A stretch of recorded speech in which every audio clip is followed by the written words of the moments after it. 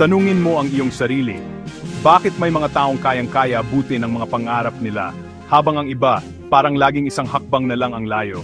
Bakit may mga taong kayang maglakbay kung saan nila gusto, bumili ng kahit anong gusto nila, at mamuhay ng walang iniisip na problema sa pera?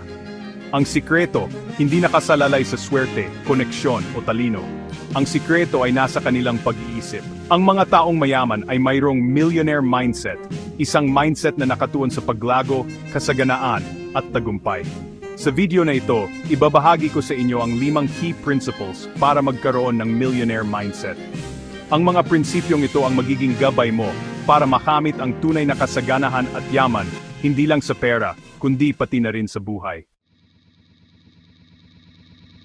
Ang unang sikreto ay ang pagkakaroon ng growth mindset.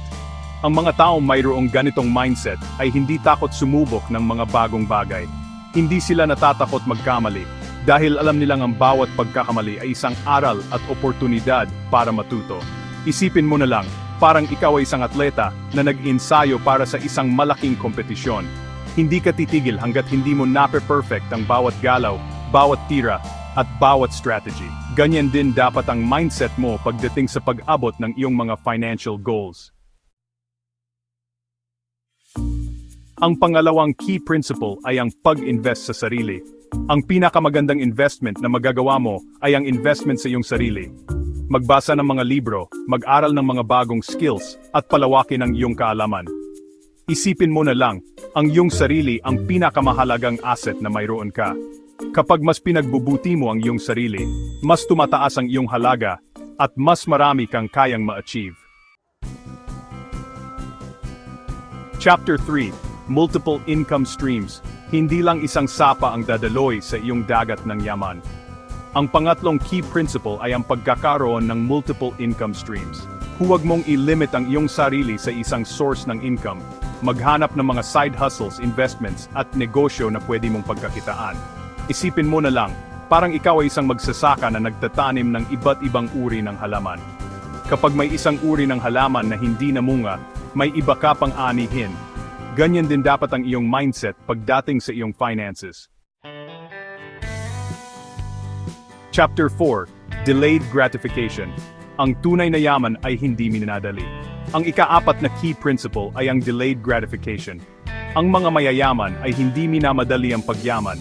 Alam nilang ang tunay na yaman ay nakakamit sa pamamagitan ng disiplina, pagtitiyaga, at tamang pag-iimpok. Isipin mo na lang, parang ikaw ay nag-iipon para sa isang pangarap mong bakasyon. Hindi mo gagastusin ang lahat ng pera mo ngayon dahil alam mong mas masarap ang pakiramdam na makapunta sa pangarap mong lugar kapag pinaghirapan mo at pinag-ipunan. Chapter 5: Yakapin ang risk. Matuto sa pagkakamali, walang shortcut sa tagumpay. Ang panghuling key principle ay ang hindi pagkatakot sumubok at matuto sa mga pagkakamali. Walang taong yumaman na hindi nakaranas ng pagkalugi o pagkabigo. Ang importante ay matuto ka sa mga pagkakamali mo at gamitin mo itong motivation para mas pagbutihin pa. Isipin mo na lang, parang ikaw ay isang sanggol na natututong maglakad. Maraming beses kang matutumba pero hindi ka titigil hanggat hindi ka natututo. Ganyan din dapat ang mindset mo pagdating sa pag-abot ng iyong mga financial goals. Outro. Ang yaman ay nagsisimula sa isip. Ang pagyaman ay hindi isang imposible. Ito ay nagsisimula sa tamang pag-iisip at determinasyon na baguhin ang iyong buhay. Tandaan mo, hindi mo kailangan maging milyonaryo overnight. Ang importante ay mayroon kang plano, disiplina, at hindi ka sumusuko sa iyong mga pangarap. Ngayon, gusto kong hamunin ka. Ano ang isang mindset na gusto mong i-develop para makamit ang iyong mga financial goals? I-comment mo sa baba at sabay-sabay nating abutin ang iyong mga pangarap.